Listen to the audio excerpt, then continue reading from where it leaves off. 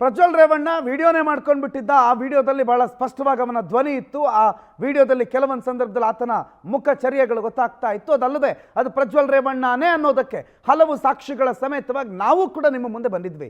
ಕೇವಲ ಪ್ರಜ್ವಲ್ ರೇವಣ್ಣ ಮಾತ್ರ ಅಲ್ಲ, ಅವರ ಅಪ್ಪ HD ರೇವಣ್ಣ, ಈ ರೇವಣ್ಣ ಕೂಡ ಲೈಂಗಿಕ ದೌರ್ಜನ್ಯವನ್ನ ನಡೆಸಿದ್ದಾರೆ ಅನ್ನುವ ಆರೋಪ ಮಾಡಿದ್ದು ನಾವು. ಆ ಆರೋಪ ಈಗ ದೃಢ ಆಗಿದೆ.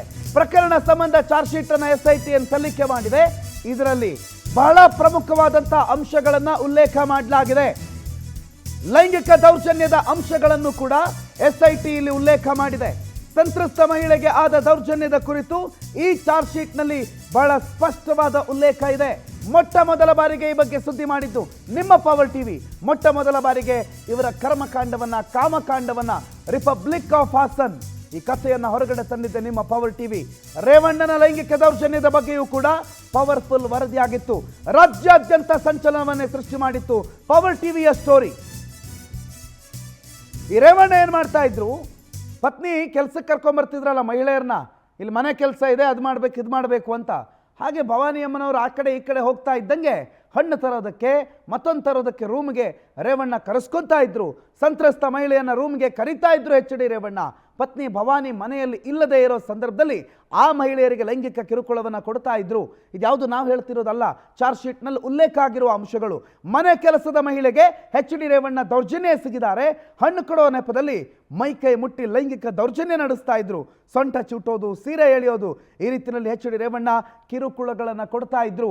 ಈ ಎಲ್ಲ ವಿಚಾರಗಳನ್ನು, ಇಷ್ಟೂ ವಿಚಾರಗಳನ್ನು, ಇವೆಲ್ಲವನ್ನ ಎಳೆ ಎಳೆಯಾಗಿ ನಿಮ್ಮ ಪವರ್ ಟಿವಿ ಮೊಟ್ಟ ಮೊದಲ ಬಾರಿಗೆ ಪ್ರಸಾರ ಮಾಡಿತ್ತು. ಇಲ್ಲಿ ಕೇಳಿಬಂದಿರುವಂಥ ಆರೋಪ, ಇವತ್ತು ಚಾರ್ಜ್ ಶೀಟ್ನಲ್ಲಿ ಉಲ್ಲೇಖ ಆಗಿರುವಂಥ ಅಂಶಗಳು, ಇವೆಲ್ಲವನ್ನ ಕರ್ನಾಟಕದ ಜನತೆಯ ಮುಂದೆ ಸ್ವತಃ ಸಂತ್ರಸ್ತೆ ಪವರ್ ಟಿವಿ ಸ್ಟುಡಿಯೋದ ಮುಖಾಂತರವಾಗಿ ಏನೇನು ಮಾಡ್ತಾ ಇದ್ರು, ರೇವಣ್ಣ ಏನು ಮಾಡಿದ್ರು, ಅವರ ಪುತ್ರ ಪ್ರಜ್ವಲ್ ರೇವಣ್ಣ ಏನೇನು ಮಾಡಿದ್ರು ಅನ್ನೋದನ್ನ ಎಳೆ ಎಳೆಯಾಗಿ ವಿವರಿಸಿದ್ರು. ಎಳೆ ಎಳೆಯಾಗಿ ಆ ಬಗ್ಗೆ ಮಾಹಿತಿಯನ್ನು ಹೇಳಿದ್ರು.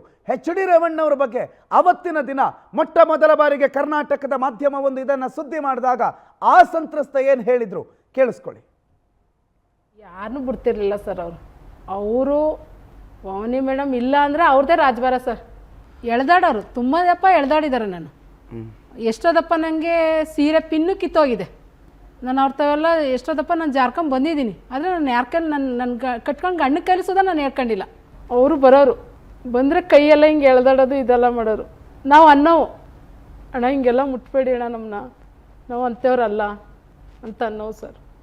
ಅವ್ರು ಬಂದಾಗ ನಾವು ಹಿಂಗೆ ಕೈ ಹಿಡ್ಕೊಂಡು ಎಳಿತಾರೆ ಮಾಡ್ತಾರೆ ಅಂದ್ಬಿಟ್ಟು ಔತ್ಕೊಳ್ಳೋನು. ಅವ್ರು ಇರೋದ್ನಾಗ ನಾವು ಇರ್ತಿರ್ಲಿಲ್ಲ, ಕೆಳಗಡೆ ಬಂದ್ಬಿಟ್ವಿ. ಅದಂತೂ ನಿಜ. ಅವ್ರ ಅಪ್ಪ ಮಕ್ಳು ಇಬ್ಬರೂ ಸರಿ ಇಲ್ಲ.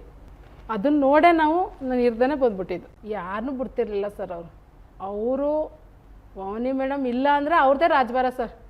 ಎಳ್ದಾಡೋರು ತುಂಬ ದಪ್ಪ ಎಳ್ದಾಡಿದ್ದಾರೆ. ನಾನು ಎಷ್ಟೋದಪ್ಪ ನನಗೆ ಸೀರೆ ಪಿನ್ನು ಕಿತ್ತೋಗಿದೆ. ನಾನು ಅವ್ರ ತಾವೆಲ್ಲ ಎಷ್ಟೋದಪ್ಪ ನಾನು ಜಾರ್ಕೊಂಡು ಬಂದಿದ್ದೀನಿ. ಆದರೆ ನಾನು ಯಾರ್ಕಂಡು ನನ್ನ ಕಟ್ಕೊಂಡು ಗಂಡು ಕಲಿಸೋದ ನಾನು ಹೇಳ್ಕೊಂಡಿಲ್ಲ.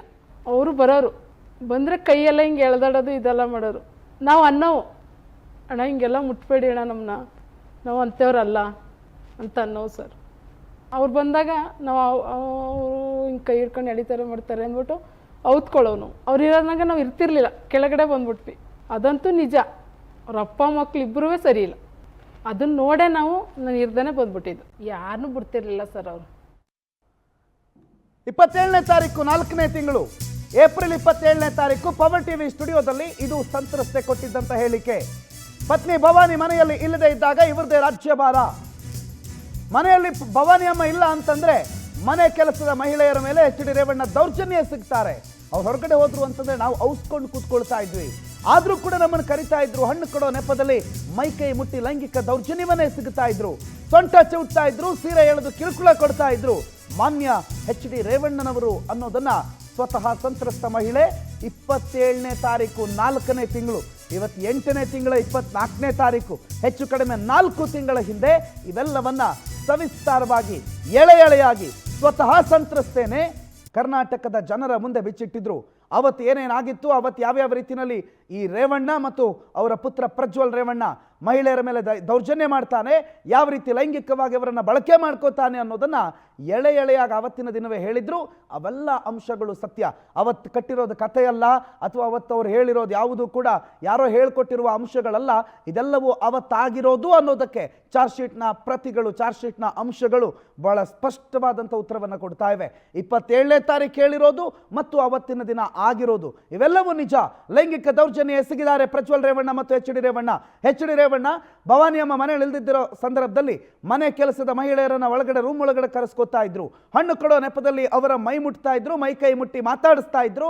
ಅದೇ ಸಂದರ್ಭದಲ್ಲಿ ಸೊಂಟ ಚೂಟೋದು, ಲೈಂಗಿಕ ದೌರ್ಜನ್ಯ ಎಸಗೋದು, ಹೇಳಂಗಿಲ್ಲ ಬಿಡಂಗಿಲ್ಲ ಅನ್ನೋ ಪರಿಸ್ಥಿತಿನಲ್ಲಿ ಆ ಮಹಿಳೆಯರು ಏನೇ ಆದ್ರೂ ಬಾಯಿ ಮುಚ್ಚಿ ಸುಮ್ಮನೆ ಕೂತ್ಕೊಳ್ಳುವಂಥ ಪರಿಸ್ಥಿತಿಯನ್ನ ಸ್ವತಃ ಈ ಕುಟುಂಬ ನಿರ್ಮಾಣ ಮಾಡಿತ್ತು ಅನ್ನೋದನ್ನ ಇವತ್ತಿನ ಈ ಚಾರ್ಜ್ ಶೀಟ್ನಲ್ಲಿ ಬಹಳ ಸ್ಪಷ್ಟವಾಗಿ ಉಲ್ಲೇಖ ಮಾಡಲಾಗಿದೆ.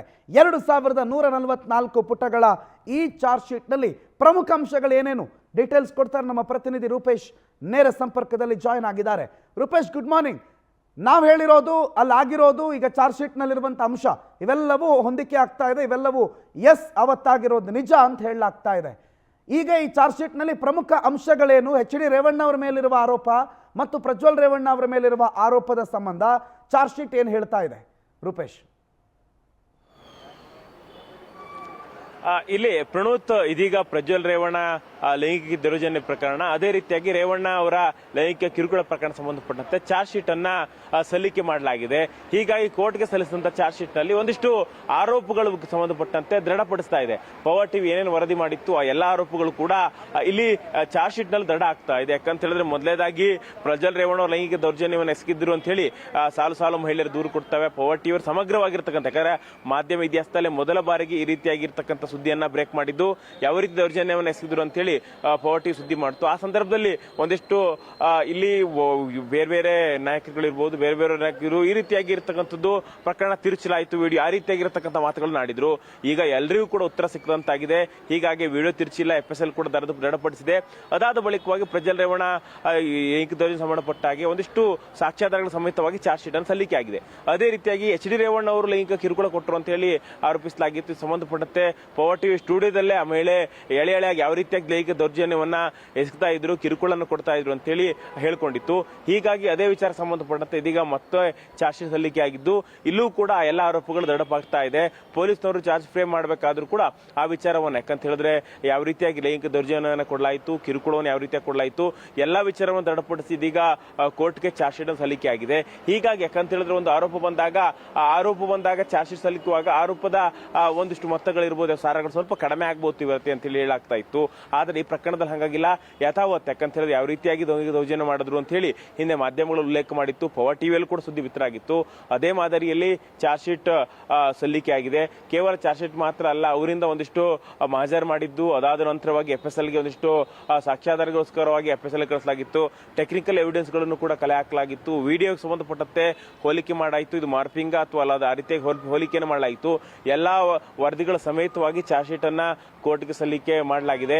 ಹೀಗಾಗಿ ಇನ್ನು ಮೇಲೆ ಕೋರ್ಟ್ಗೆ ಚಾರ್ಜ್ ಶೀಟ್ ಸಲ್ಲಿಕೆ ಆಗಿದೆ. ಇಲ್ಲಿ ಮೇಲ್ನೋಟಕ್ಕೆ ಅವ್ರು ಮಾಡಿದ್ದು ಸಾಬೀತು ಅಂತ ಹೇಳಿ ಬರ್ತಾ ಇದೆ. ಹೀಗಾಗಿ ಇನ್ನ ಕೋರ್ಟ್ ಟ್ರಯಲ್ ಆಗುತ್ತೆ. ಕೋರ್ಟ್ ಟ್ರಯಲ್ ಆಗಿ ಯಾವ ರೀತಿ, ಯಾಕಂದ್ರೆ ಕೋರ್ಟ್ ನಲ್ಲೂ ಕೂಡ ದೃಢಪಟ್ಟರೆ ನಿಜಕ್ಕೂ ಕೂಡ ಎಚ್ ಡಿ ರೇವಣ್ಣ ಅವರು, ಅದೇ ರೀತಿಯಾಗಿ ಪ್ರಜ್ವಲ್ ರೇವಣ್ಣ ಅವರಿಗೆ ಮತ್ತೆ ಜೈಲೂಟ ಫಿಕ್ಸ್ ಆಗುತ್ತೆ ಇಲ್ಲಿ ಪ್ರಣೋತ್.